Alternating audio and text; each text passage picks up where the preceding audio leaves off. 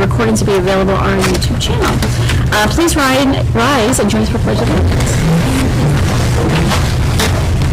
Pledge allegiance to the flag of the United States of America and to the republic for which it stands, one nation, under God, indivisible, with liberty and justice for all. At this time, I would like to introduce our school committee members and our administration in attendance. On my left is Mr. Dan Marino, Mrs. Mainville, Mrs. Davenport, and Mrs. Martelli, and Mr. Powers, the superintendent. And on my right is Deanie Charles, Mrs. King, Mr. Dolan, Mr. Fitzgibbons, and myself, the chair. Also in the audience is Miss Berry. Oh, Miss Berry is here. I couldn't find her.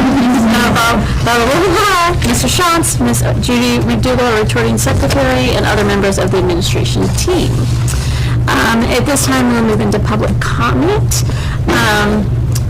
The school committee welcomes information, concerns, and opinions by those attending the meeting in order to give those wishing the opportunity to speak, ensure compliance with open meeting law and other legal obligations, and avoid disruption in the meeting. The committee will not engage with the speaker or with one another in deliberations on comments as they are presented during comment periods. It is at the discretion the committee may schedule issues raised by a speaker for further deliberations at a future meeting. If you would like a personal response, please email the committee or Mr. Powers directly following the meeting. The chair will now open up public comment for a period of 12 minutes per policy BEDH and would ask anyone who wishes to speak to please approach the podium, provide your name and address, and I respectfully ask that you please limit your comments to 3 minutes. When your 3 minutes are up and you still have not finished, I will ask you to submit your thoughts or script to our recording secretary, Ms. McDougall, and she will distribute it to the committee for our review. Is there anyone here for public comment? Going once? Going once again? All right, we will move into the consent agenda. At this time, I'll entertain a motion to approve the consent agenda as presented. Second. Motion been made by Mr. Dolan and second by Mr. Fitzgibbons. Any discussion? No discussion. All in favor? Aye. Any opposed? I'm abstaining. I had some unanswered questions. Okay, one abstention. Motion passes. At this time, I'll move into correspondence and recognition. For my overview of community emails summary, I received one email regarding the shortfall in the school committee budget and staffing, an email regarding the abuse charges against a teacher in the district. At this point, I'll ask recognition Mr. Powers. Thank you, Madam Chair. I did want to just recognize two individuals this evening. First is Miss Sandy Fanning. Miss Fanning is a school psychologist at the Williams School. Last week, she happened to be in the right place at the right time and was able to actually perform the Heimlich maneuver on a student that was choking in the cafeteria. Thankfully, the student was okay, but Ms. Fanning recognized something was not right and approached the student and realized that he was choking, quickly performed the Heimlich maneuver and was able to dislodge the obstructions, and the student was checked out by the nurse, and parents were contacted, and happy to say he was actually back in class later that day. So we did have a chance to go over and recognize Ms. Fanning and say thank you to her last week, but I wanted to publicly acknowledge her this evening and just, you know, again, we've had this happen a couple times now over the years where staff don't hesitate to jump in, and you know, it really, I don't think sometimes they understand they saved a life and how important that is. So I just wanted to publicly congratulate and thank her for her quick actions. And second, I wanted to recognize our very own Rachel Corey, who has qualified for the National DECA competition. Rachel, I'm going to put you on the spot a little bit. I don't know if you want to give us a little details about it, but she's actually heading out to California and competing against others from not just across the country, but across the world, I believe, Rachel, right? Yeah. So tell us a little bit more about her, if you don't mind. Okay, I'm going to the DECA International Competition in Anaheim, California. I was the one who placed from the school, and I'm super excited. I'm going to compete in the personal finance category. And so I'm going to meet with a bunch of other people from around the country and possibly international, obviously. And so I'm going to stay overnight with kids from other schools and then go to DECA conferences and see them there and be able to talk to them. And I'll be able to learn about different career jobs that correspond with personal finance and a bunch of other business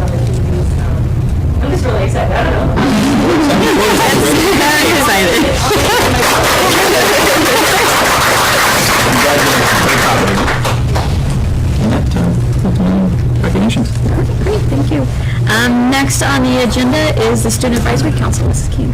Thank you, Madam Chair. Again, I just want to recognize Rachel. I'm proud, like, she's my own daughter. When I heard about that, 'cause we got the email that she's traveling out of state, I'm like, oh my goodness, I didn't know about that. So very proud of them, of the DECA Club and Rachel specifically. Also, the first meeting of the month, I did meet with the Student Advisory Council right before the public hearing. So I did give them kind of a preview of the budget presentation and what that was looking like for next year, just because we've tried to bring them along this budget process so they can know. And then last week I did pop in for a couple of minutes to their second meeting of the month with a potential field trip option. As you know, may or may not know, MASC hosts a Day on the Hill every year in the beginning of May. So school committee members are invited to attend that. They do some sort of presentation. This year, because budget is such a big thing, they're going to do a budget presentation. They do a luncheon, and then we walk up to the Hill and we get to meet with all of the people there, all the legislators, their aides, kind of let them know where we're from and what challenges or issues we're facing. So because they also did invite any student members that would like to come, there's no charge. So we kind of discussed that, if that would be interesting for them to kind of bring that all the way through and kind of get to go up there. So we're trying to work on that and see if they could attend with me as well regarding that. But it is also open to other school committee members if anyone else is interested. So I'm working with Mrs. McDougall and Mrs. Curley to try and put that together for the Student Advisory Council. And then I would like to invite up Danny Shoves.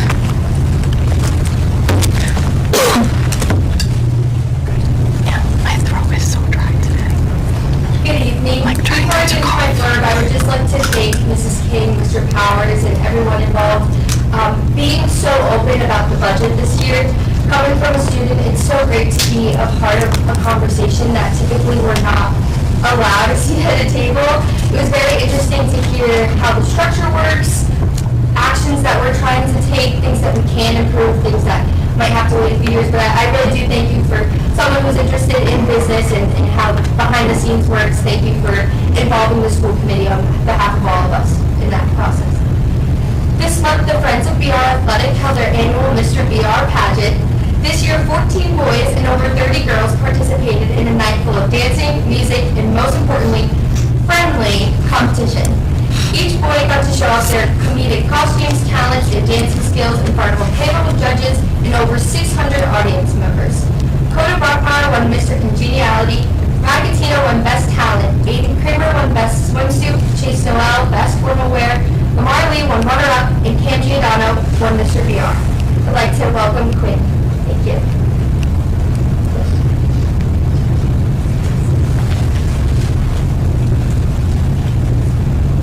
Good evening, everyone. I would like to remind everyone again about the upcoming Rainwater musical, See the Light, an original show written by BR and Rainwater alumni Mike Walterini, which will take place on April 26th.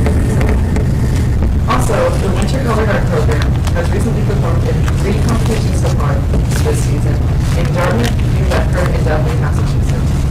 Their 2024 show is called Boogie Woogie Bugle Boy of BR, and it illustrates a young man being drafted into the military during the 1940s, and it brings positivity and good energy to all who view it. The team will be attending finals on April 6th in Salem, Massachusetts, which will wrap up another amazing season. Thank you so much. I would like to welcome Rachel to the stand.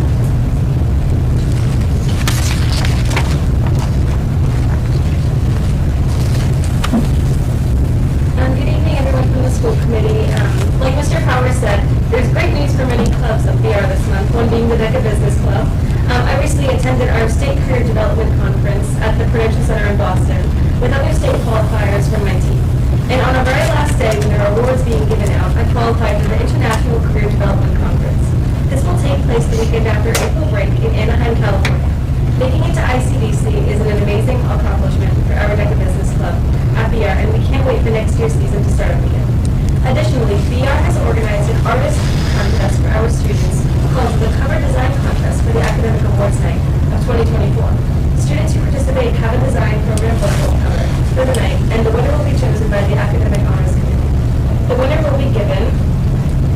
a $50 cash prize, and an appearance in the booklet. This is an amazing opportunity for the artists of the year to show off to the BRC. I hope you all have a wonderful week. And so because Sophia King wasn't able to speak here tonight, I'm just going to mention her work. She also wants to say good evening to the Madam Chair, School Committee, and Superintendent Powers. She wants to mention how TJ Square has officially started for the season and has had a few events. The first event was at BSU on March 8th and through the 10th. They ended 6th place overall and went all the way up to semifinalists this match, in match 9. They were also presented with an award at this event called the Autonomous Award. This means that the judges believed that they had the most consistent, reliable performance during the period when the robots ran themselves. The weekend after the BSU event, they had an amazing event in Reading, New Hampshire, from the 15th to the 17th. At this event, they ended 2nd place and they made it to the final matches. They were also awarded the Innovation and Control Award, and one of their team members was selected for the Dean's List semifinalists, which is an incredible honor. This is another thing that I mentioned, how the Arts Clubs are having an amazing month. And at their next event, the New England District Championships is going to happen in Springfield, that they're going to attend. And she says, thank you, and we conclude our report. Thank you. I just want to thank Ms. Curley and the Student Advisory Council, and that concludes their report, Madam Chair. Great, thank you, Mrs. King, and thank you to the Student Advisory Group. Next on the agenda is the Student Opportunities Act update, and Mrs. Richards.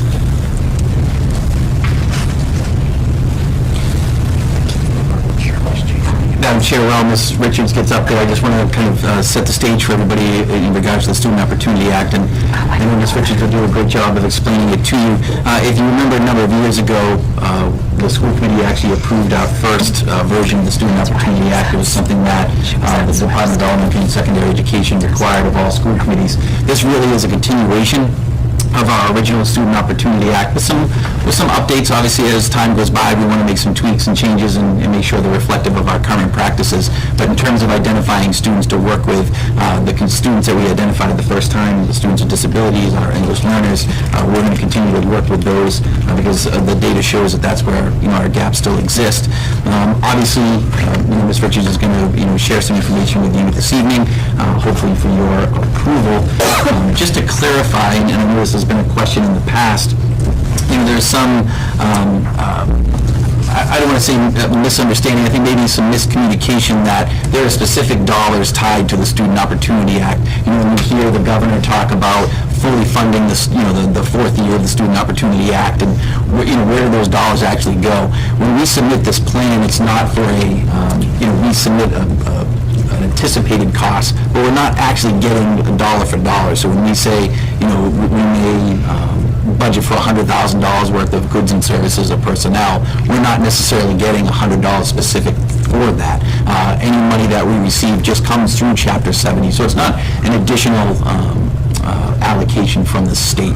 I know sometimes there was original talk when the Student Opportunity first came out that some districts, especially some of the urban districts, were going to get millions and millions of extra dollars because of the Student Opportunity Act. Again, those dollars didn't come specific from that act. They really were all tied into Chapter 70. And obviously, we benefited not just from the Student Opportunity Act, but this Chapter 70 funding the last couple of years. But as you hear the governor say, that she's fully funding the Student Opportunity Act, we've obviously seen that isn't necessarily correlating for us because of our Chapter 70 being reduced. So I just wanted to clarify that, but I know specific to the plan, Ms. Richards will do a great job of answering any questions.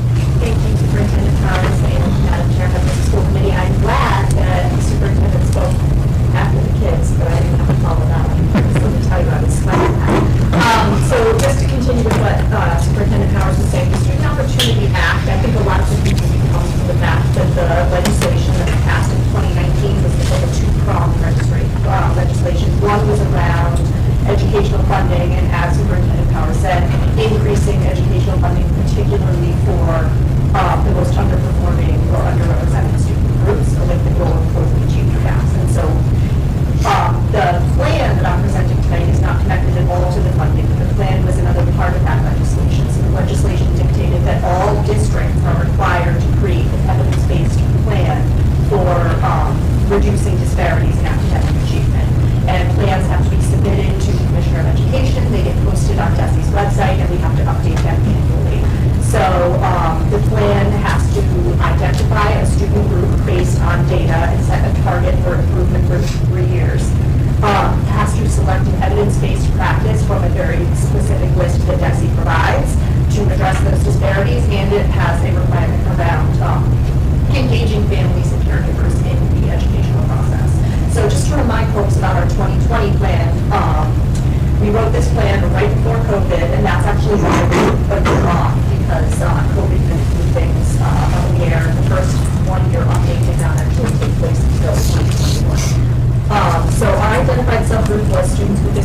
and English language learners, because those were the student groups that had the biggest disparity in achievement. And our evidence-based program that we selected was research-based early literacy programs in pre-K through the early elementary grades. It was actually right after I'd gotten hired, and one of the first things that I had seen before going on a tour of the district was that the area of comments and awareness of early literacy was something that the district needed to work on, and we needed to work that out, so we were to plan around that. The outcomes, what we've achieved in the past 3+ years through this Student Opportunity Act plan was the adoption of high-quality literacy for materials for foundational skills, so phonological awareness, phonics, print concepts. We adopted foundations for kindergarten, first and second grade, and integrity for kindergarten and first grade to address phonemic awareness skills. We had robust training on content and pedagogy. We've been participating at Merrill, Mitchell, and Law Liberty in the MTSS Early Literacy Academy from DESE, which is providing extensive professional development on the science of reading, as well for school administration, and for literacy specialists, and for classroom teachers.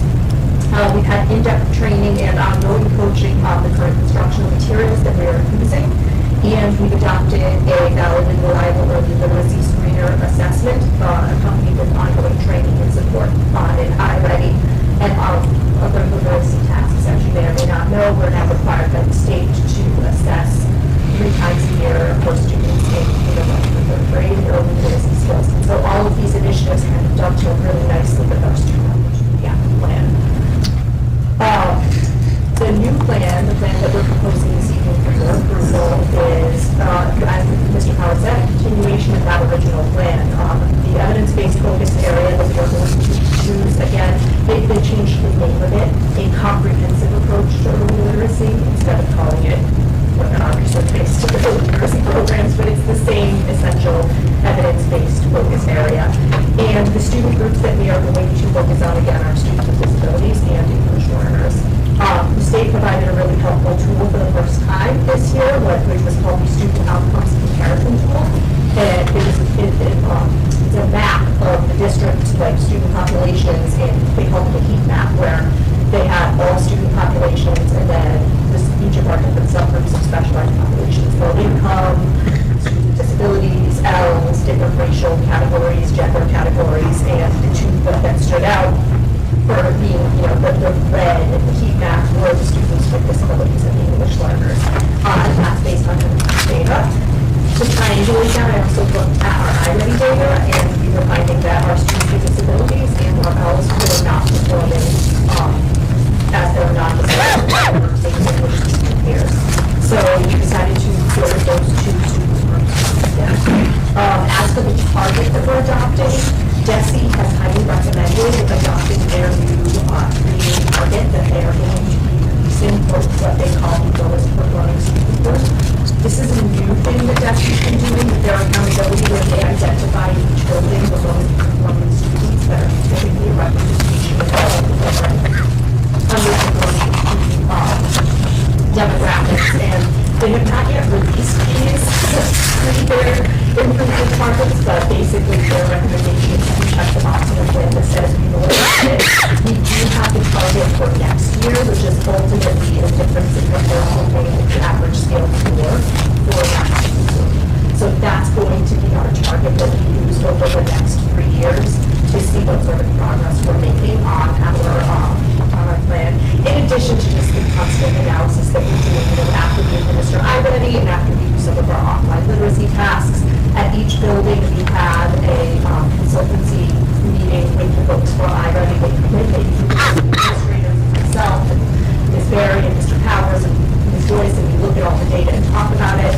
And then our Title I literacy specialists sit down and close with each of the teachers and look at the data and talk about where the kids are at, getting down to a really granular level with the teachers about each of the students and what their needs may or may not be. Those targets are a little, that's not part of the official targeting plan. That's just our best practice. Our rationale for why this is what we're going to continue to do is that if we want to see some outcomes, there are 2 things that we need to do still on the path to having a really solid literacy program. The first is that we've been focusing heavily on foundational skills projects, so we have awareness, and not focused on other aspects of literacy, including complex texts and writing. So the active comprehension of what students read and writing. And so in the first few years, we really focused just on science. Now we need to move on, and next year we're adopting the wisdom of some instructional material that addresses those aspects of early literacy. The other thing we really need to do is start looking at our tiered instruction and looking at the gaps in achievement of students.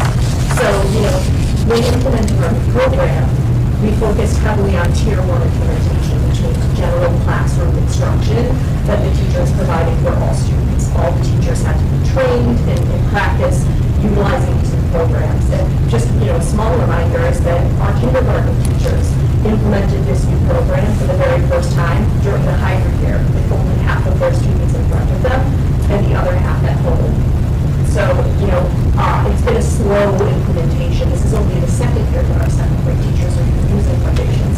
So I'm glad that the plan is going to continue to have this focus on early literacy, because our next step with our foundational skills is to really look at the students who are not achieving based on that Tier 1 instruction that everyone is getting, and to look at what that next level of support needs to be with small groups, with pull-out intervention, work through the English learner department. So it's a two-pronged approach. One being complex text and writing through Wit and Wisdom for everyone, and the rest is like that multi-tiered system of support for students who are still struggling with foundation skills.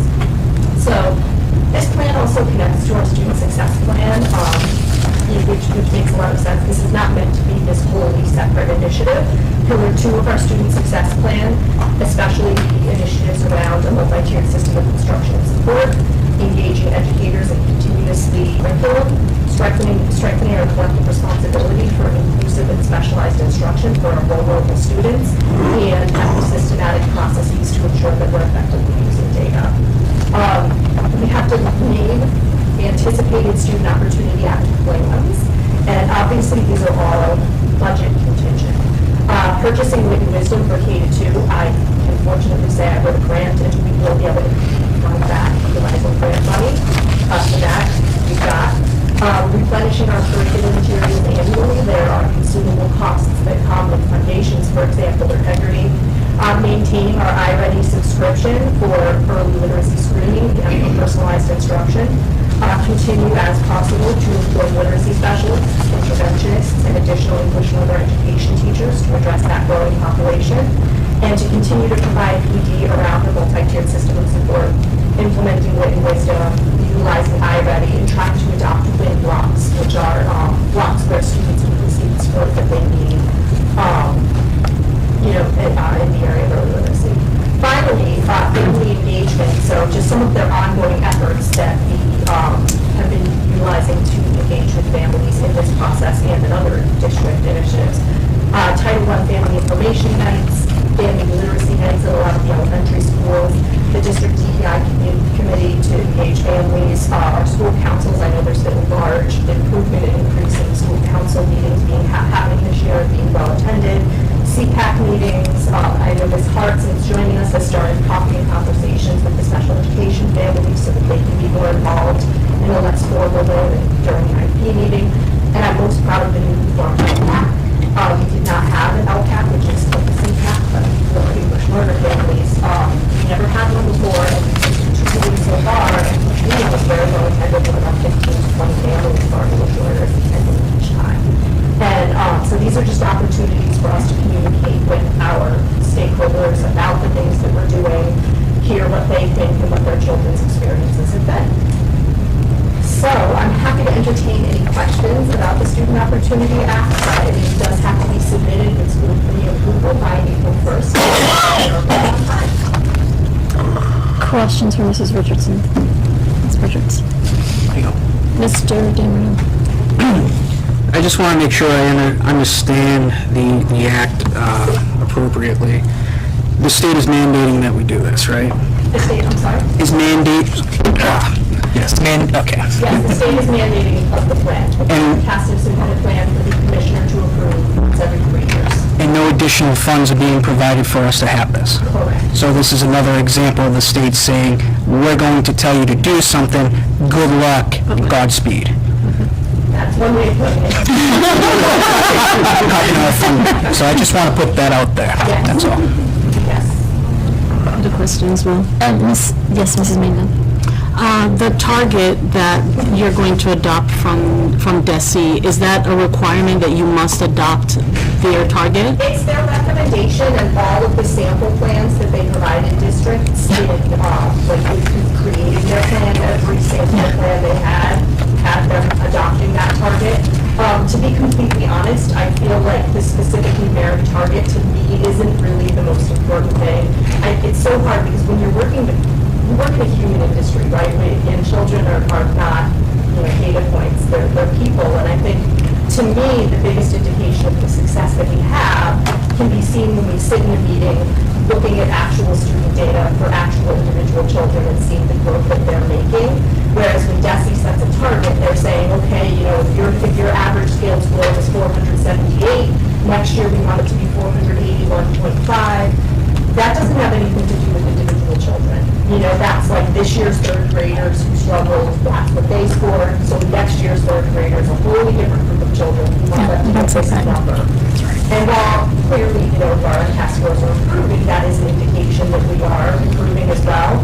I think it's just not to be the biggest indication of our success. And so I think going with the DESI target for this purpose is fine, but I think the real proof is in the different kinds of things we're doing that you can't really assign a number to, if that makes sense.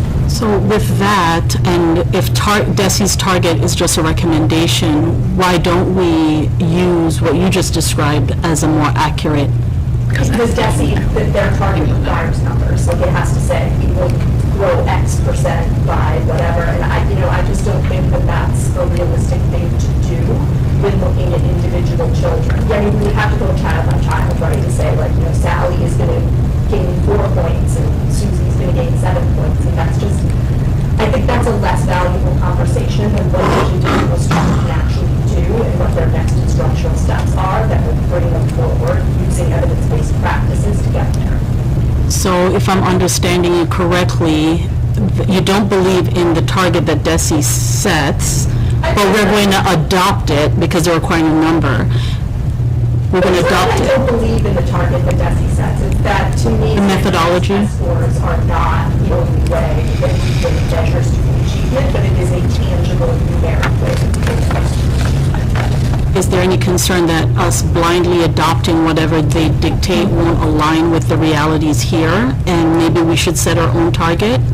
I mean, I don't think so, to be honest. They have a whole department of statisticians and data experts that they use that crunch numbers, and that, I don't know that that's a good use of our time to pick a different number when really, what we need to do is just get to the heart of the teacher who thinks how to read, I mean, I think, again, their numbers, I'm sure their numbers are based on evidence-based practices around data analysis, and that is definitely not my strength at all, and so I think, I'll trust the department to come up with the targets for districts. Just a follow-up to that, can I ask? Yep. So for next year, that's based off of this, so they only give us the initial metric, right, like the So target? that's what's interesting, because that's where DESI, so they said, we're recommending the 3-year targets, and they said that the 3-year targets would be posted at some point. So they did the next year targets in January, and so the 3-year targets are coming soon. We're still waiting for those exact numbers. Okay, so you have next year's target numbers, but you don't have this year's? Exactly. Okay. Other questions?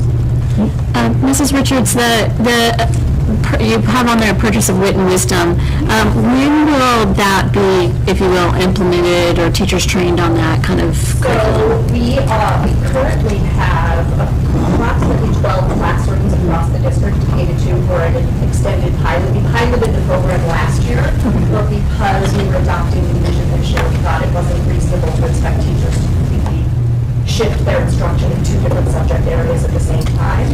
So the teachers who had piloted Wit and Wisdom, I was able to purchase, because the grant I got was a 3-year grant, and so I was able to purchase those materials last year, and so those teachers continue to pilot, and some of our extremely motivated teachers volunteer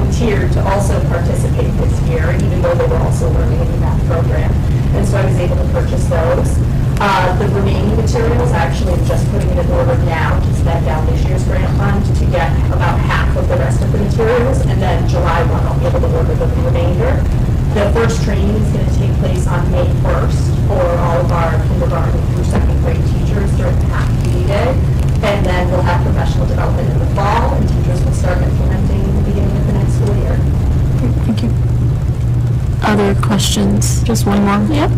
Go ahead. I wanted to know what that target was. You said they set the target for next year? It's all different for different grade levels. I can get you that information on DESI. It's like, so, it gives a target scale score for each school and each grade level for their, lowest performing student groups. And so it'll look something like, it'll say, the 2023 number, your lowest performing students have an average scale score of 463. For next year, we want your, at Barwood, we're being grade 3. For next year, we want that number to be at 465.7 or something like that. I can get those numbers, but I don't have them off the top of my head. Mr. Damer, you had your question. I'm glad to see that one of these is taken care of with the grant. That's excellent. Bullet points 2 through 5, I do see that it says budget contingent. With this current budget as proposed, what aren't we going to be able to do?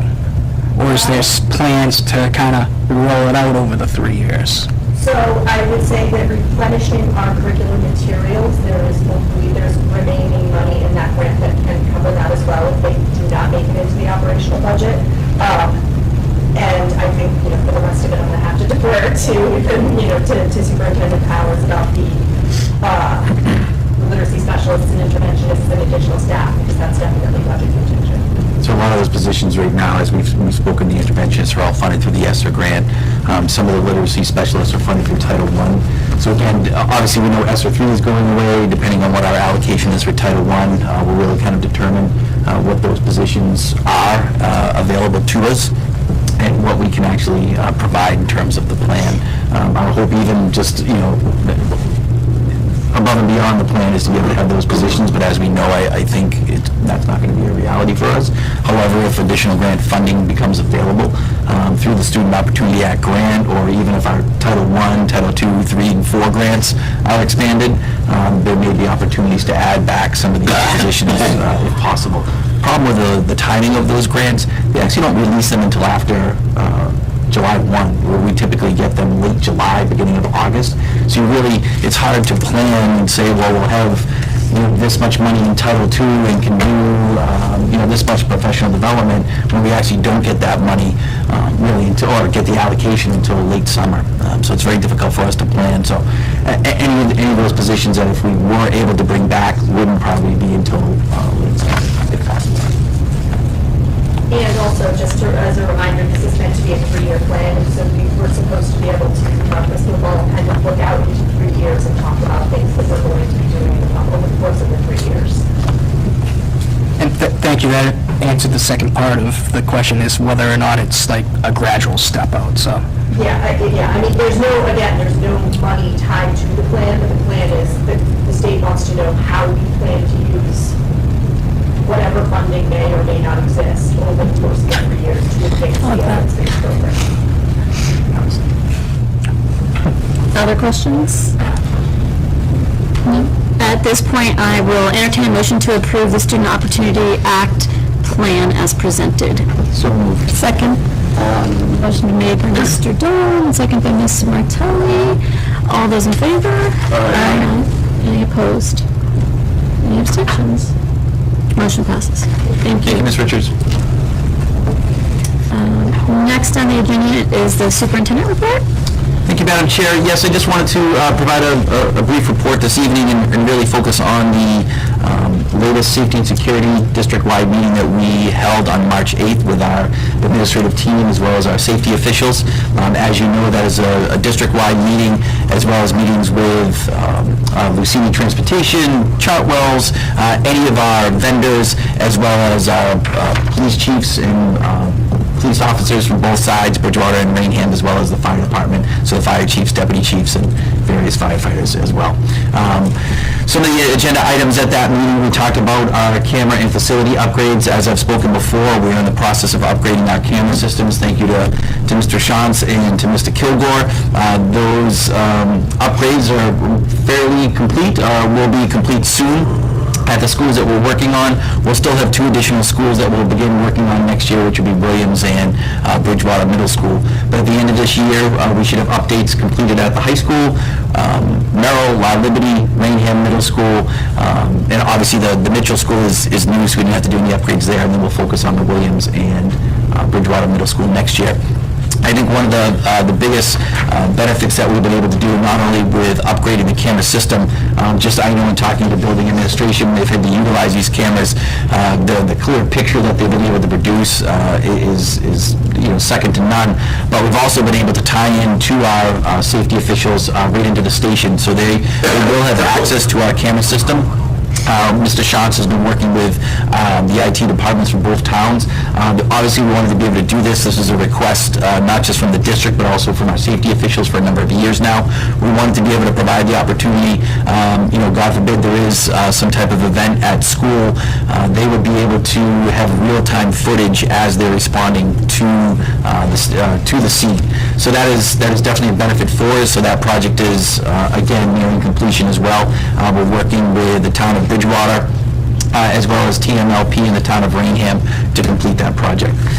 We also shared Ms. Claire Brennan, our nurse leader, and Ms. Hart, working on a list of EMS considerations for both police and fire. Those obviously EMS considerations in situations for our students. So that way, if police or fire are responding to a particular school for a particular student, they're well aware prior to their arrival that what the medical needs or safety needs of those students might be. So it's an overview of what programs are in each of our schools. And then also, kind of an overview, again, of our medically fragile or students that are requiring additional assistance. So it's important that they know that, on this floor, we may have one student in a wheelchair. Should we ever need to evacuate that, they will know automatically when they're responding, okay, we know that there's a student in a wheelchair on the second floor, or there are this many students that are diabetic, or this many students with seizure disorders, or there could be even more severe allergies and such. So those are all things that we shared with police and fire. We'll be sharing that information again coming up on ESY, our extended school year program, just so that they're aware of that as well. And then we did have a discussion about obviously always looking to make sure our buildings are as secure as possible. And so Mr. Kilgore has started to reach out to various companies just to look at different locking and security systems throughout the district that we can put not just on our exterior doors, which he and his department have been working on, but on our interior doors as well. Obviously, if we ever have to go into a lockdown situation where we want to be able to lock down a barricade, we want to make sure that that is foolproof as possible. And so we started to look at various components that we may be able to explore. That's always tricky because we have to get several departments to all be on board and support this. So it's not just an internal approval, certainly that's part of it, but we really need police to be on board. We also then need fire to be on board, and then we also need the building departments to be on board. And sometimes, depending on what the mechanism is, it's not approved. Use an example. This is going back a number of years ago. I think our reference point is always COVID. So before COVID, we had actually had a company come in to talk about shatterproof film that we could put over our doors and windows. Instead of having to replace them all with new glass, we could actually put shatterproof film over. The problem was that was great from a police standpoint because the glass wouldn't shatter, but from the demonstration the individual actually showed was someone with an axe trying to get through the shatterproof film. The fire department is watching it, being like, well, that's exactly how we get in with an axe. So they're like, no, we can't support that. So there's always those competing priorities and I shouldn't say competing priorities, but competing operational standards. And then obviously the building department and making sure those are up to code as well. So we'll start to explore that. Obviously those come with a cost, so how far we get, even if we get approval of all those different departments, we'll see what funding is available. As you know, we did have some security grant funding that we were able to secure, so if there's money left there, we can do some of those upgrades or certainly bring that forward in the future. And that really was the safety and security report, the items that we talked about. Again, that meeting was on March 8th. We do have another meeting coming up on June 7th. Unfortunately, our school committee liaison to the safety and security meeting won't be able to be there. Mr. Dolan has served in that role this past year, and I want to thank him for his support and obviously his presence there. I know it means a lot to the safety officials to have school committees support and buy-in, especially when it comes around to safety. So Thank you, Mr. Dolan, for that. And I know Mrs. King is going to be speaking as well as the school committee about the budget. Yeah, I'm obviously happy to, share any updates then, or answer any questions that you may have. Obviously, the numbers from the public hearing, you'll see tonight. And again, I hope I'm not stealing your thunder, Ms. King. The only slight changes, and you'll see these numbers, are to the capital items. The town of Rainham was actually able to allocate some additional capital dollars to us. So those have been updated for tonight's presentation, and that was an addition that just happened this week. So that's why you'll see some updated numbers. But in terms of the operating budget, those numbers haven't changed. So we continue to work internally to making sure that, we're working within those budget numbers for next year.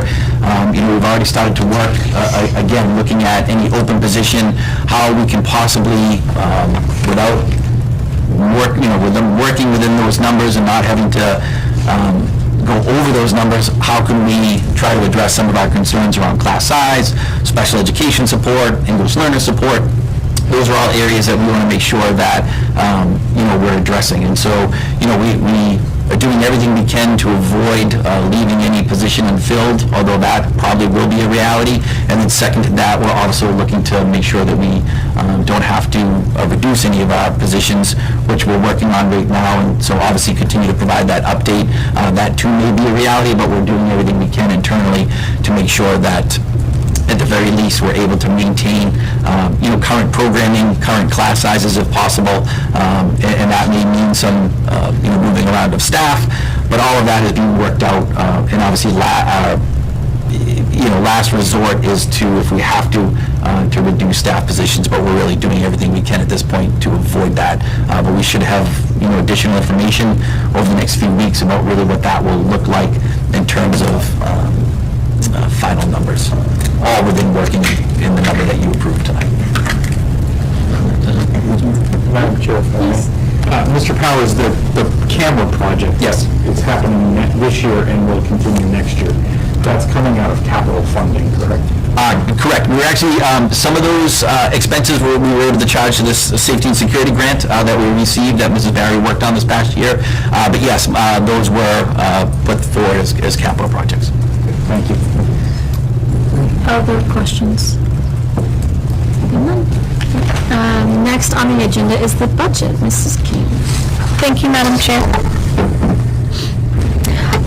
On Monday, March 25th, 2024, the Budget Subcommittee met at 4:30 in the Superintendent's Conference Room. In attendance were Mrs. Calmer-Labyrinto, Mr. Fitzgibbons, Mrs. Martelli, Superintendent Powers, Assistant Superintendent Barry, Director of Business Services, Ms. Babalola, Treasurer, Ms. Robichaud, our Recording Secretary, Mrs. McDougall, and myself. As Mr. Fitzgibbons advised he would be delayed, we took several items out of order via motion so we could have him in attendance for the fiscal year 2025 budget discussion, and he arrived at 5:01 just after we began that budget discussion. We first approved the budget subcommittee meeting minutes of March 11th, 2024. Second, we did discuss the track and tennis court update. Due to the weather kind of breaking a little bit, I know many community members have asked about that. I know some of the students have asked me when that would be available. So Mr. Powers did give an update on the track and tennis court project. Surfacing of the track and tennis court still needs to be done, and the weather's being monitored by the contractor.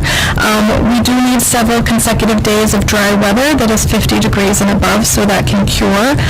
Also being monitored and needs to be completed is drainage in both areas.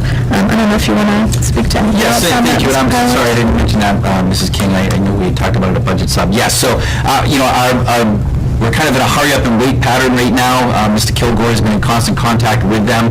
They have been on site this week, in the last few weeks, and, periodically during the winter months, doing what they can, delivering equipment. The storage sheds were just recently delivered, but really we're waiting for the weather to turn. The tennis courts and the track themselves are pretty much ready to go. We just need to start having that warm weather show up, and again, 15 above throughout the day. and then some dry weather. Even if it is 50 or above, they need to be dry. And so, and actually, believe it or not, there was another qualifier there that I mentioned the other day. We need it not to be windy, because the spray material that they'll put down actually could be blowing all over our fences and structures and so forth, and we want to try to avoid that. So we're somewhat at the mercy of Mother Nature, much like we were at the end of the year. We were hoping to be able to work as long as possible, and we're hoping to be able to start as soon as possible. I know for the contractor, their spring season, when they kind of said they'd be back out doing a lot of the work, was the beginning of April. And so we're really right on time again, but we just need that consistent, warm, dry weather to be able to actually apply the surfaces. And then we want to make sure that, the site work is complete. We have had some pooling and puddling of water after our heavy rainstorms, and we've been sharing those concerns with the contractor, sharing pictures.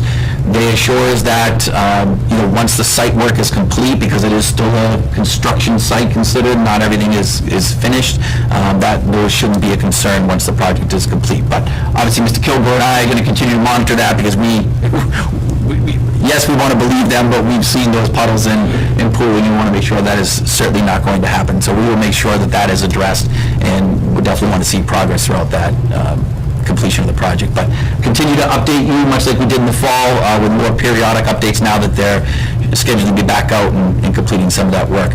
I don't really have a definitive timeline in terms of when it will be complete. It really is weather dependent. Our hope and wish is that we are able to have a home track meet, and a home tennis match, but really we'll have to really wait and see how the weather goes. So our track team will be on the road for the foreseeable future, and obviously our tennis team is using the courts behind Bridgewater Middle School, which Mr. Kilgore and his department did some TLC to, and also we had a seal coating company come in that donated their time and efforts to get those up and running. So we do appreciate that as well. City Seal Coat performed that work. So we're cautiously optimistic, but I will certainly continue to give the committee and community an update on the track and tennis court. Thank you, Mr. Powers. So fingers crossed, maybe end of season. I just wanted to know Mrs. Martelli? that seal coating that was done for free. Yes. Yes. Regarding other, Mr. Shaw, we had an IT surplus request. Mr. Shaw's, the IT director, has requested that 110 Wi-Fi access points be declared surplus. During COVID, due to a delayed technology delivery, Mr. Shantz was able to obtain used Wi-Fi access points to use until the back-ordered items could be delivered. He is now asking that those items that cannot be repurposed and are not useful be declared surplus and recycled through a local vendor. Accordingly, Madam Chair, I would make a motion to declare 110 Wi-Fi access point switches as surplus. Second. Motion's been made by Mrs. King and seconded by Mrs. Martelli. Questions? What's an access point, Wi-Fi access point? I don't know if you, so right up there, that's a Wi-Fi access point. So the various Wi-Fi systems throughout the building. Again, and you understand technology that you blink of an eye becomes outdated and obsolete. And so because we were delayed getting new ones in, we did purchase used ones, so they were already, their updates were already on their way out. And now that we have the new ones in, Mr. Schatz, he and I spoke, it doesn't really make sense to repurpose these within the district because the technology is really already out to date. And so it wouldn't really continue to update and upgrade with the ones that we currently have. And so that's why we want to declare them surplus. And is a one-to-one replacement at this point? Well, not throughout the district. So the new ones are already in. That was at the Mitchell School, Mr. Shantz, yes. And so during COVID and construction, obviously we were not able to get the new access points. So at that point, we were able to secure used access points initially installed. As soon as the new ones came in, Mr. Shantz and his team swapped those out. So the Mitchell has new access points. It's all those access points that were used coming out of that school. Any other questions? All those in favor? Aye. Any opposed? Any abstentions? Motion passes. Thank you. The second other item that we had was an update on the RMS gymnasium floor. As mentioned before, there is water damage at the RMS gymnasium floor. Water had been entering the gym and damaging the floor during heavy rainstorms. Mr. Kilgore reported that insurance will cover the damage, and this project should go to bid next week and be completed over the summer. We do not have any programming in that gymnasium at RMS that should be interrupted during that time. Cost-wise, this deductible would be $50,000 and would be coming out of the facilities budget. The rest of the costs, which I believe you had said total $200,000? That's what our initial numbers came back as, that it should be approximately a $250,000 to $200,000 project. So we're just kind of waiting on those final bids, but that's what we're looking at. So we're anticipating insurance to cover about $150,000. We'll have to cover, as you said, Mrs. King, the $50,000 deductible, and then we're hoping from there that it'll be anywhere from, the insurance will cover the $150,000 plus. Okay. And then also, Mr. Kilgore indicated that facilities is looking into upgrading the drainage in that area and grading the outside of the building to prevent further water damage. So no action was taken at that time regarding that. So we can update on the project as that goes out to bid and we get that started. Last on the agenda, we did have a fiscal 2025 budget discussion. The Budget Subcommittee discussed if there had been any changes in the budget since the presentation at the public hearing on March 13th. Mr. Powers indicated that there had been no changes and the towns were still committed to the figures presented at that time. He held meetings with staff and put the presentation on the district website and in the BR Buzz to gain any potential community or town feedback as well. Also, the Taunton Gazette contacted Mr. Powers and is doing a story on the effects of low state funding and its impact in the school districts across the state, as well as specifically to BR district. We discussed how the budget may impact students such as class sizes, loss of electives at the high school, and/or reconfiguring teams at the middle school level. Mr. Powers indicated how he may mitigate such as involuntary transfers. Members had questions regarding when the money from migrant students would be received from the state and approximately how much would be expected. At this time, approximately $150,000 is expected, but that formula is based on the number of students, which I believe we have 29 currently. We're potentially available to receive 2 different grants that we had applied for. Is that correct, Mr. Powers? Yes, there's 2 sources of funding. The first one is, which many of the districts, and it's out in the public, will receive funding per student per day for the number of days that they are enrolled in our district. And so obviously, as you know, our new students joined us after the winter break, so starting in January, there'll be 2 data submissions, so we're submitting now, and there'll be another data collection at the end of the year. So that first data collection is for initially 29 students. We're now down to 28. One student did relocate to the North Shore, but the majority of the days in district were the 29. So we are scheduled for 104 per those 29 students from January, and again, school days from January until the beginning of March, and then they'll do another reimbursement. They just haven't necessarily given us an exact timeline when we should expect the money, but typically what happens is once that money is available, we will be able to draw down and spend it. The second is a grant through the department for what they refer to, I guess, as any initial costs with setup, initial support that districts need, and that is the allocation for the district is up to $75,000. We originally told it would be approximately $1,000 per student, which would only really be 29, but they said that we were eligible for up to 75. So Ms. Richards and Mrs. Barry and a number of other administrators have worked on that grant. It's been resubmitted. We just haven't necessarily received our final approval. We're hoping that we're approved for the full $75,000. And again, once that money becomes available, we'll be able to draw down. Ms. Babalola has set up, just because again, the timing of when this money may come in, we're not 100% sure, a revolving account to be able to take that money in. And then obviously we'll be able to spend it for good services for not just for our new students, but really any student that would fall under, the English learner umbrella. And so, any new services that we have to be able to put in place, we can certainly use this funding for.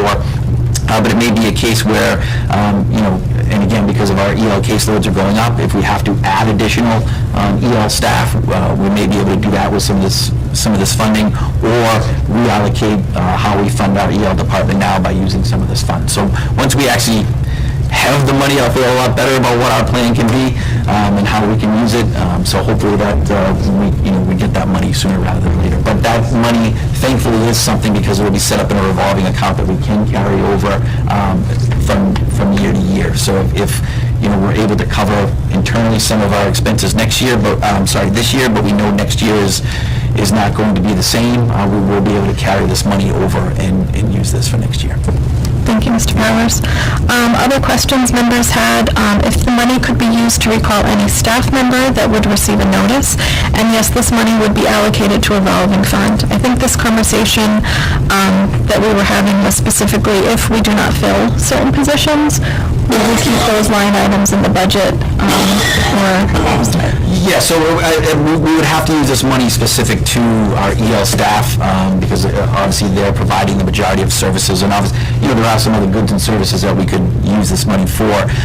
But if this money is available, again, if we're not adding additional EL staff, we can always try to reallocate our current operating budget dollars that go to our EL staff to this grant, which then would possibly free up other dollars in the operating budget that if we did have to lay off staff, or if we do need to add additional staff after the fact because we're not able to do that, we could then possibly move that money around.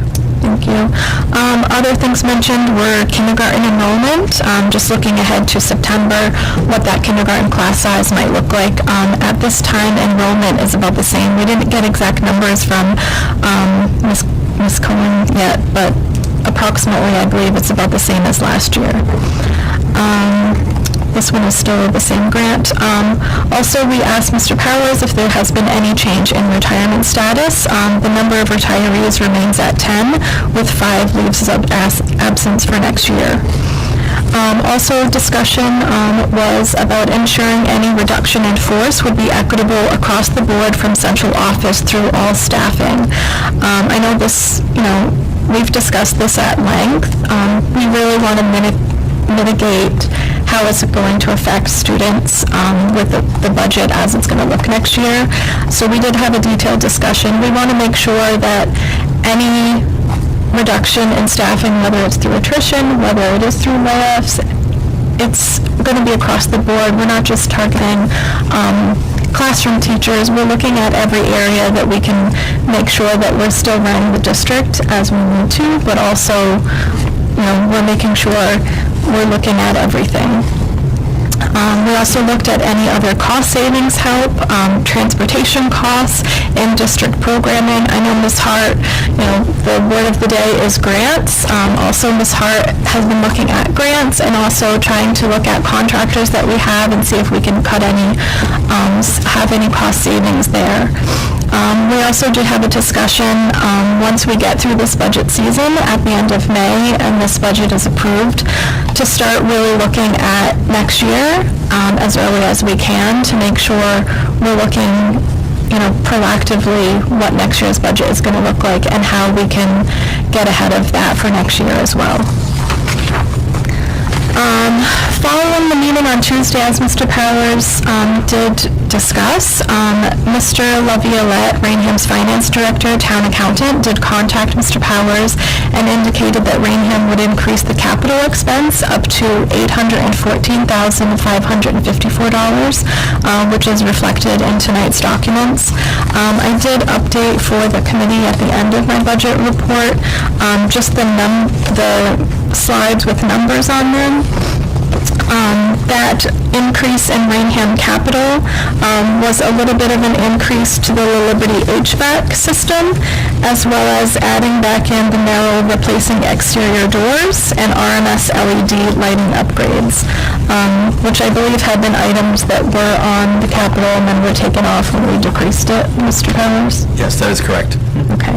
And just to clarify, capital is separate for both us and the town, so that doesn't come out of their operational budgets. That's a separate line item for them as well. It comes out of their capital to us. So with that being said, I will go into the motions. Mrs. McDougall has written these out because they're complicated and they all need to be in separate motions. I'm going to do them one at a time. Before I go into those, does anyone have any other questions or comments? I have a quick question. Yes. It was just in regards to the transportation, like the migrant piece. Mr. Collins, you were talking about, and please correct me if I'm wrong, because this was months ago, but there were students who decided not to come here, right? But we still needed to transport them to that district that they wanted to stay at, right? We were responsible for that? No, you're on the right track. So, yes, if some of those students, if they elected to stay in their sending districts, they could be transported from Rainham to their sending districts. In many cases, that sending district absorbs the cost. In some cases, it's a cost share. I don't have those exact numbers. I can get them from Sarah Moore, who coordinates all that for us, just to see how many of those students are actually cost sharing and how much the sending districts are actually. So that's not part of like the 28, 29 that you were talking about, like the students that Correct. actually went to school here? Yes, the 29 now, or 28 now, those are just the students that came here. So there are other school-age children living at the hotel that either stayed in their sending district. And then we would get reimbursed for them, whether it's a share or not, or no? No, so some of that does qualify. They would fall under McKinney-Vento, and so there was some homelessness transportation reimbursement. Again, I can get you those numbers from Sarah Moore So that's not including like the 150,000 that you're correct. estimating? No, that would be right now? different. That would be an addition. Yes. Other questions? Yes, Madam Chair, if I may. Mr. Powers, so as Mr. DiMarino mentioned earlier, the state has willfully underfunded us this year, as they have many other districts.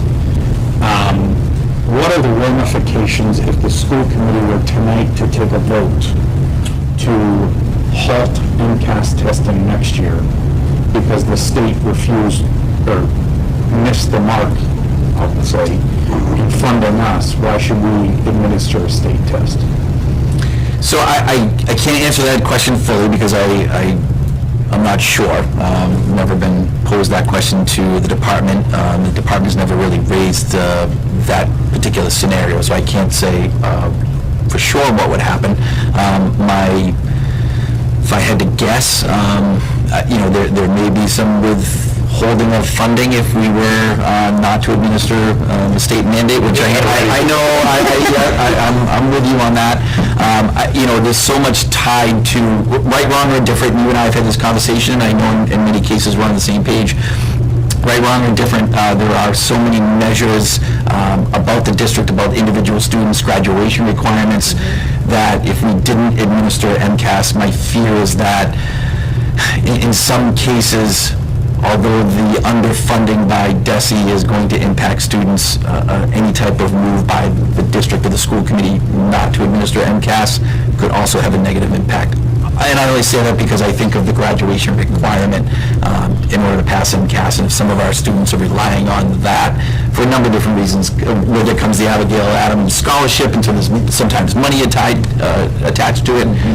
I just, without fully knowing what would happen to us, I certainly understand and respect your concerns. It's not something that I would advocate for at this time, this evening, just because I don't have a good answer for you about what would happen. And I wouldn't want to put the committee in an awkward situation where, they take a vote tonight and then, again, there could be some fallout, just because it could have a negative impact on students. I'm certainly happy to research your question, if you would like, for a future consideration. And again, you're well within your right to take put forward whatever motion and action tonight, and I understand and respect that. I just don't have a good answer for you in terms of what could happen.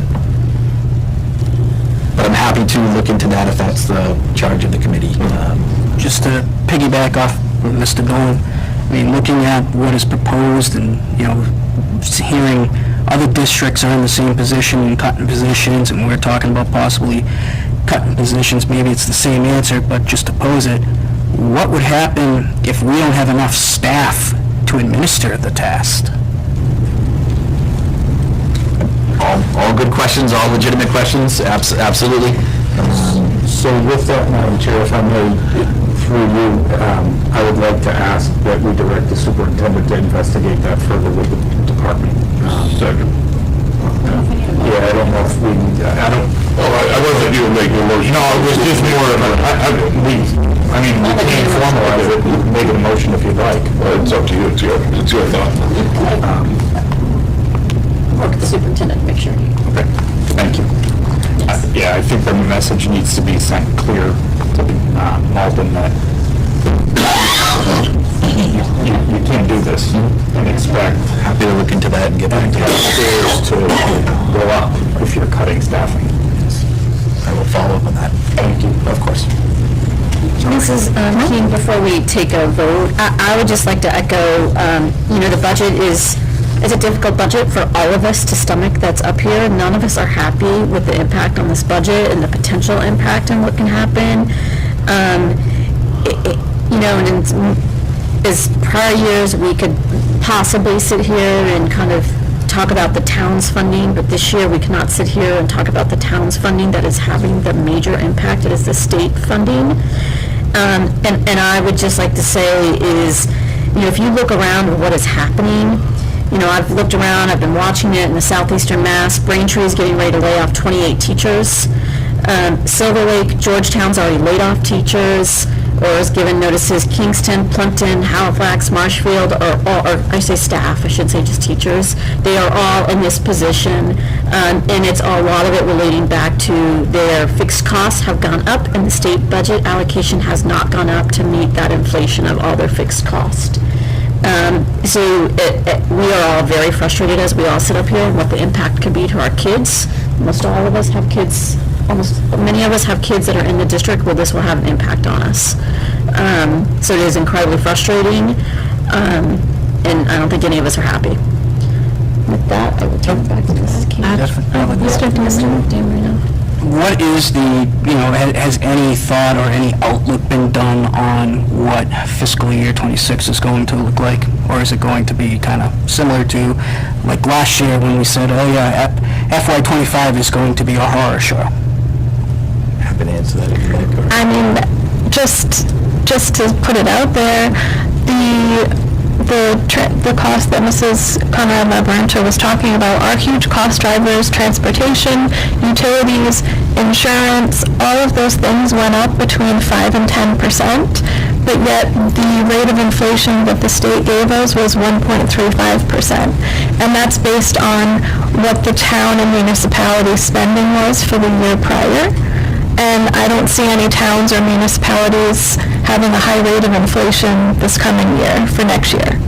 So it's going to be the same, if not worse, next year. That's why I really think once we get through this budget, we need to also think creatively for next year. What are we going to do different for next budget? How are we going to advocate to the state for sure of they can't fund us at a 1% increase and expect us to, the Student Opportunity Act, the plan that we just approved, to do all those things, to get MCAS scores up, to serve all of these children that have high needs now. So, We as two communities have a moral obligation to educate our kids. But the state holds that moral obligation as well. And they're falling willfully short of that obligation. Mr. Fitzgibbons. Oh, yeah, willfully and woefully. Yes. Sure. But to Mr. DiMarino's point, we also had a very unfortunate confluence of events in that many of our contracts, when we had fixed kind of costs built into the utilities, et cetera, have all come up for renewal now in an environment where inflation has taken over. And as Ms. King pointed out, the state is not giving you that inflationary increase that really everyone has felt in this room, watching at home. Everyone's felt it. And to 1.35 is laughable, really, to think about it.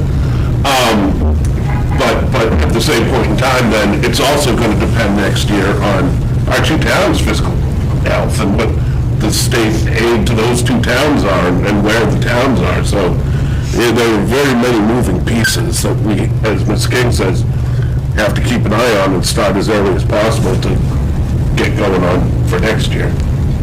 Mr. Dan Marino?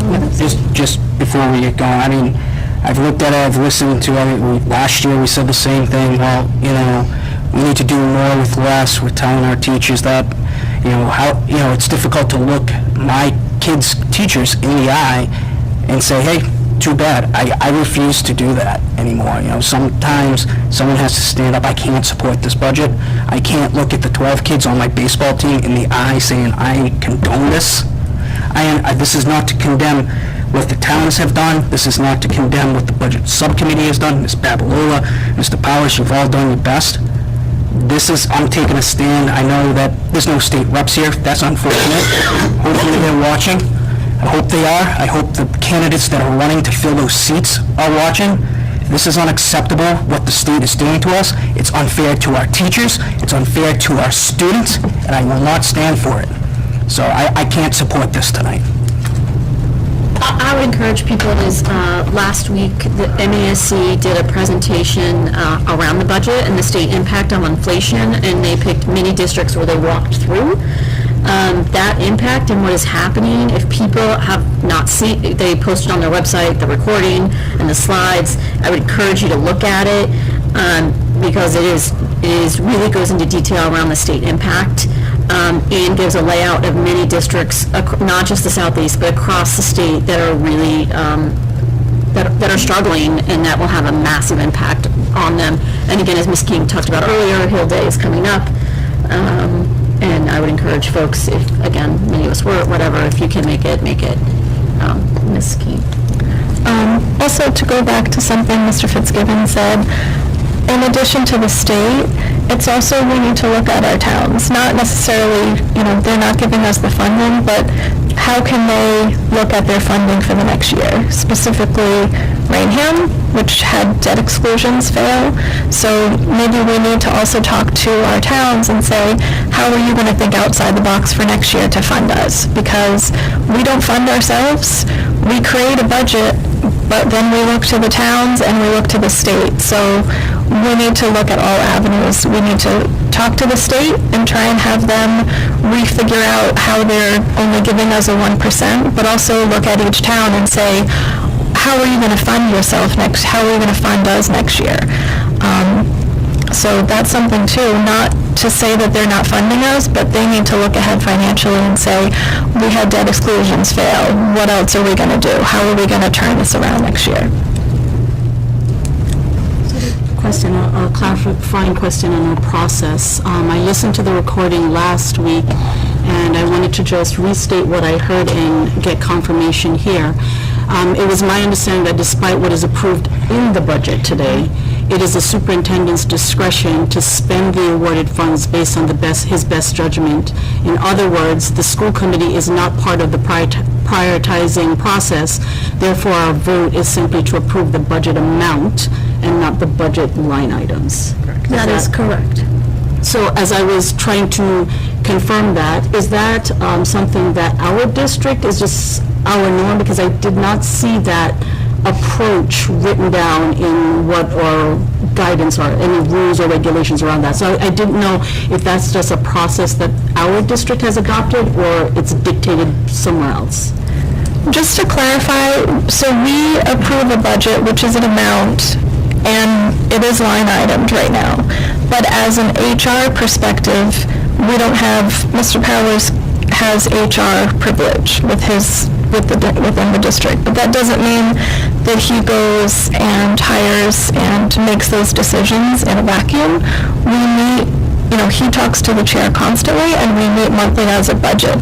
He also cannot transfer from line to line. We always have to transfer with the budget vote. So he is constrained by that. He doesn't have authorization to make transfers, and there's always discussion. So there is a little give and take there, but he does have HR privilege, if that's what you are getting at, but What does HR privilege mean? I was just... so we only have authority over Mr. Powers. So we hire him, we evaluate him, we meet with him. We don't have authority over, a principal. So staffing, that's his. But that doesn't mean that exists in a vacuum where we would not have discussions or updates or, discussions about that. Mr. Fiskevens. Ms. Mavel, I'm going to do my best to translate Mr. Dolan, and if I get anything wrong, he'll correct me. The budget we adopt tonight is the budget that's set by the 1,000 line item, if you will, so the 1,000 series, the 2,000 series. That's where our policy and budget setting level ends. Within those 1,000 series, then, it's the principals and the superintendents and the assistant superintendents, executive authority to spend that money within that. Now, sometimes what will happen is, and this is why we have a cleanup vote at the end of the year, because at the end of the day, we have to line up what was spent in the 1,000 series and the 2,000 series and the 3,000 series.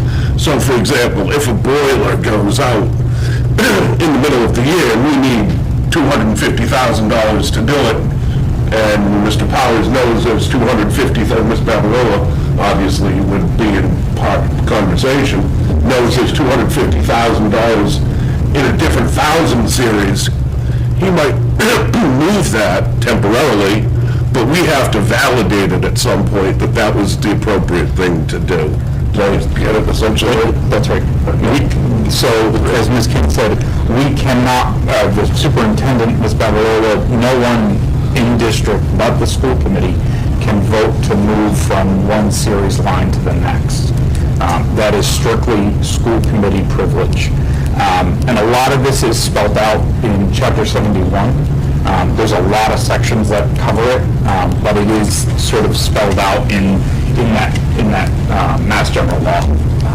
So I think I see where you're coming from, Ms. Mayville, and I appreciate the question. I think there are overall guidance that we can suggest and recommend to the superintendent, but we cannot dictate thou shalt spend or thou shalt cut here.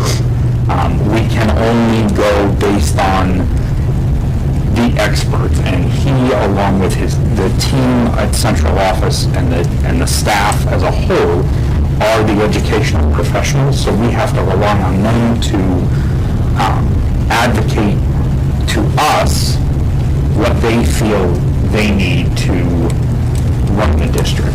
I hope I didn't present it that way. I wanted to get clarification on what we're voting on tonight. If we're voting on the budget line items, or we're just voting on the full budget, which will be out. So pieces of your answers from each of you did help me to understand that, so thank you. So it is the full number, but you'll hear within the motions that it's broken down by town. So it may seem like it's by line, but it's not. It's based on what the portion from Bridgewater is, what the portion from Rainham is, with debt, without debt, with capital, without capital. So it's not line item, but it is sort of separated out by town, if that helps. Other questions? Mrs. King. Thank you, Mrs. Kerner-Lebrento. The first motion that I have is for the E&D transfer that we had discussed. I would make a motion to approve the transfer of $2 million from the district's E&D fund to support the fiscal year 25 budget. The motion's been made by Mrs. King, Second. second by Mr. Powers. Any questions? Mrs. King? Second. Second by Mr. Powers. Any questions? Mrs. King? Second by Mr. Powers. Any questions? Mrs. King? Second by Mr. Powers. Forgot about you already. Any discussion? Madam Chair, if I may, what does that leave within E&D? Just gonna- Oh, Mrs. Bevel, can you tell us what we'll have in E&D after we take that 2 million out?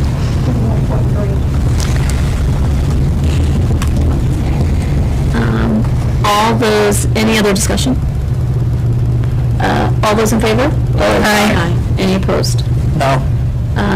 Any abstentions? Motion passes. Thank you. Motion number 2, I make a motion to recommend that, subject to review and verification by the district treasurer, the school committee vote to approve the final budget for fiscal year 24-25, excluding debt and capital costs in the amount of $90,756,859, the final budget figure of $90,756,859 to be reduced by anticipated revenue totaling $34,683,364 and an E&D appropriation of $2 million, leaving the amount of $54,073,495 to be paid by the member towns as follows. Rainham's apportionment of said costs is to be the state's required minimum contribution of $20,025,911 plus the non-discretionary charges of $964,013 for a total due from Rainham in the amount of $20,989,924. Bridgewater's apportionment of said costs is to be the state's required minimum contribution of $31,149,688 plus the non-discretionary charges of $1,933,883 for a total due from Bridgewater in the amount of $33,083,571. The apportionment and non-discretionary charges are based on the enrollments in the Bridgewater Rainham Regional School District as of October 1st, 2023. Motion's been made by Mrs. King. Is there a second? Second. Second by Mrs. Martelli. Any discussion? I would just reiterate my points from earlier, and Mrs. King took what I was going to say about Mrs. Richards' plan. It's a great plan, but hearing that next year it may be the same or worse, how are we supposed to put into action without more money? Well, it's a hollow no. Someone has to finally step up, and like I said, hopefully the state reps take notice that there's going to be some squeaky wheels. Any other discussion? All those in favor? Aye. Any opposed? No. Any abstentions? Motion passes. Yes.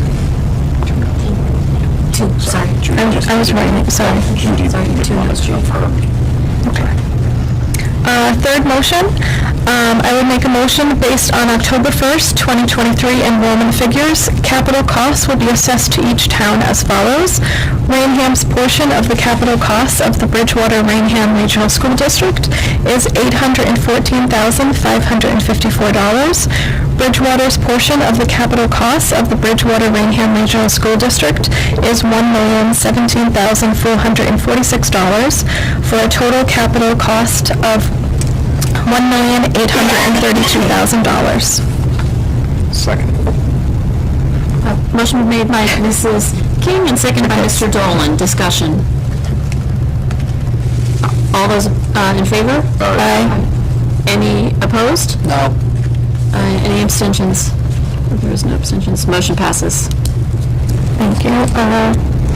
Motion number 4, I would make a motion to recommend that, subject to the review and verification by the district treasurer, the school committee vote the final budget for fiscal year 2025 debt costs as follows.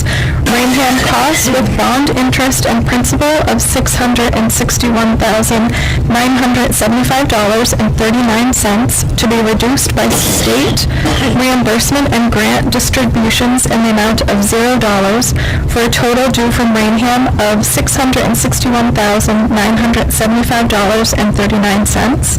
Bridgewater's cost with bond interest and principal of $3,745,525.53 to be reduced by state reimbursement and grant distributions in the amount of $0 for a total due from Bridgewater with bond interest and principal of $3,745,525.53 for a total debt cost of $4,407,500.92. A motion's been made by Mrs. King. Is there a second? Second by Mr. Dolan. Any discussion? I do have one question. Is it typical to have zero state reimbursement for debt? Yes. Okay, sorry. I couldn't remember from last year, so. Unfortunately. All those in favor? Aye. Any opposed? Motion passes.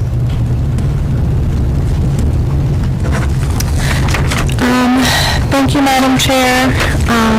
That concludes my report, and again, I just want to thank the Budget Subcommittee, Mr. Powers, Ms. Babalola, Mr. Robichaud, Mrs. McDougall, the full committee, and the towns, and everyone that has been working with us, and all of the community members that have given us feedback.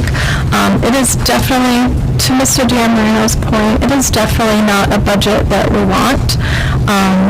And I really thank our admin for looking into grants, getting creative. We do not want it to impact our students, but we also want to make sure that our teachers are supported. So hopefully we will get through this budget and we will get creative, especially for next year. So thank you. Thank you, Mrs. King. Next, personnel report, Mrs. Healy.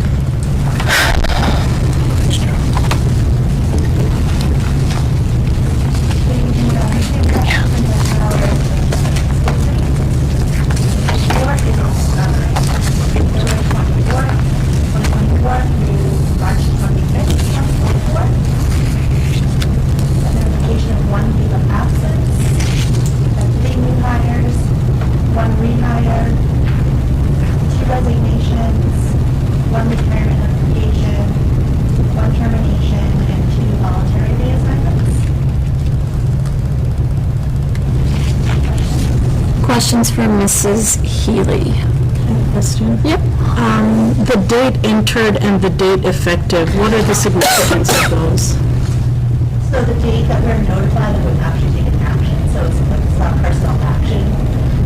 So we enter it into our spreadsheet on that date, and the date effective is the date that will commence. So the leave of absence is in August of 2024, so that would be the start of school for that person not here for next year. So in the future, is it possible for those who resign that we could at least know how long they've been in the district? I could add that somewhere, so that would just be some administrative. Just like a column? I'd just be curious to see what is our turnover rate, right? If we see folks resigning, less than a year or so forth, if that would be a trend that I would be curious to see. So is that too much of an administrative burden to add that? Let's update the process, so it may take some time to get my staff to Any other questions for Ms. Healy? hire. Yeah. Date of hire, yeah. Any other questions for Ms. Healy? Seeing none, thank you, Mrs. Healy. Next on the agenda is unfinished business, and it's the proposal of the 24-25 school calendar. Yes, thank you, Madam Chair. I did want to just provide a quick update, obviously based on feedback from... Sorry. So dry. Based on our last meeting when Mrs. Barry presented the first read to you, we had taken the committee's recommendation or suggestions that we do not hold the first day of school on September 3rd, which is the state primary. Originally, we had planned that day as a school day for students in grades 1 through 12, as we typically start the Tuesday after Labor Day. The state primary was not shaping up to be a heavily contested race, and then we had several members of the House and Senate notify their communities that they were not seeking re-election. And so now we actually do anticipate to have a greater turnout for September 3rd. So based on that feedback, we have actually how that impacts is we're obviously delaying the start of school. So the first day of school now would be Wednesday, September 4th for students in grades 1 through 12, and Thursday, September 5th for students in kindergarten and pre-K. Obviously, that does change our end of the year, and so now our new last date for students in grades 1 through, would actually be 11, because our 12th graders will already be gone, will be Wednesday, June 18th. And we have remained with preschool and kindergarten ending on the 6th. As you know, we do our screenings at the end of the year. So this only significant really change is delaying the start of school by a day. The only one other piece of information I'll share, and this unfortunately has happened in the past, we've had to come back to amend the calendar prior to the end of the school year for the following year, only because MCAS schedules come out. And so when we produce this calendar, the statewide testing schedule for the following year isn't always released, and I have not seen that for next year. Obviously, it could be in there as I say that, but when we checked, it had not been released for next year. So sometimes that does impact a potential early release day, especially at the high school level where those days are prescribed that they have to test on certain days. So I know you're going to take your final, or you're going to potentially take a vote tonight, but that would be the only thing I would just share with you that could be coming back next month to say MCAS schedules are now released, and we do have to change the calendar. But at least you'll know the start of the school year, the end of the school year, and any of the other non-school days. Those should not change. Questions for Mr. Powers? Seeing none, I will entertain a motion to approve the school calendar year for 24-25. So moved. Second. Motion's been made by Mr. Dan Marino and second by Mr. Dolan. Any discussion? Any other discussion? All those in favor? Aye. Any opposed? Any abstentions? Motion passes. Next item Next item is the last day of school.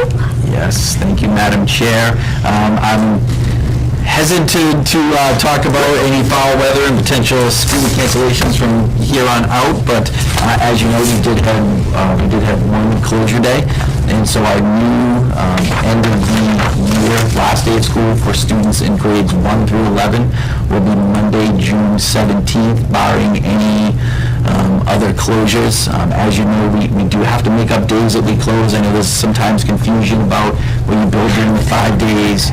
That is a state requirement that we go 180 school days, but we build the calendar in with 5 days. But that just doesn't mean that, we don't have to make up those days. So we did have one closure.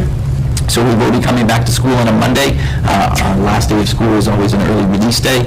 So we'll be an early release day on the 17th. And then again, we're keeping preschool and kindergarten on the 7th as originally scheduled, just for screening purposes. And if anything changes between now and then, think back to my days at Stonehill and the April 1st snowstorm.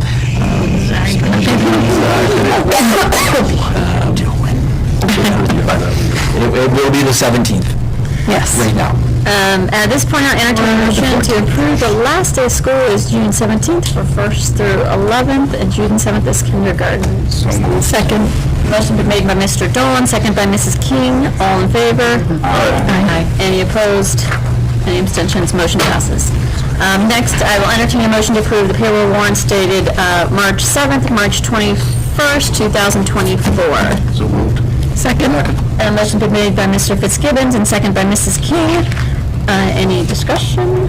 Nope, seeing none. All those in favor? Aye. Any abstentions? Any opposition? Motion passes. Our business. None? No? Public comment. Anybody for public comment?